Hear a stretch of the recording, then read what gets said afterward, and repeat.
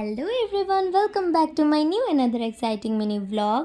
ওই দিন ছিল প্রচণ্ড রোদ। হ্যাঁ, ওই দিন বলার কারণ হচ্ছে এটা রথযাত্রার দিনের ভ্লগ। তো আমার ছাড়তে পোস্ট করতে প্রচণ্ড দেরি হয়ে গেছে গাইস, তার জন্য অনেক অনেক সরি। তো আমরা গল্লির মুখে চলে গিয়েছিলাম রথ টানার জন্য। তারপরে মা বলল যে চল ন্যাশনাল হাইওয়ে পয়েন্ট থেকে আসি। তো দেখলাম না, এইবার তো ডিজে বিজে নিয়ে বের হয়েছে, বেশ ভালো লাগছিল। আর তারপরে এইখানে একটা ছোট্ট রথ পেয়ে গেছিলাম, একটার পর একটা পেতে পেতে আমরা রাঙ্গাকারি পয়েন্ট অব্দি খালি পায়ে চলে গেছি। এটা মনে ঠাকুরেরই একটা ছিল। তারপরে এখানে গোপাল আখড়ার রথ ছিল। এখানে খুব সুন্দর সবাই কীর্তন করে ডান্স করে সুন্দর করে যাচ্ছিলো।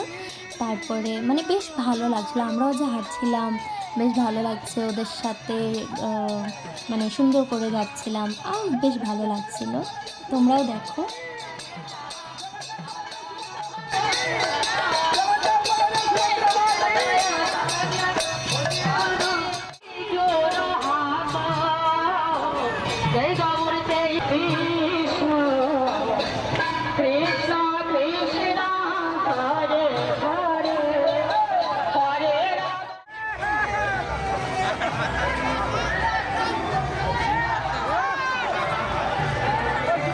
সো গাইজ, আজকের ব্লগ এতটুকুই। আর এখানে পাপ্পা এক্সপ্লেন করছিল যে পাপ্পার মাথায় কীভাবে ডাব পড়েছিল আর পাপ্পা এটা ক্যাচ করেছে। আমি তো ভাবছি যে ভাগ্যিস ভালো মাথায় যে জুড়ে লেগেছে না। তো আজকের জন্য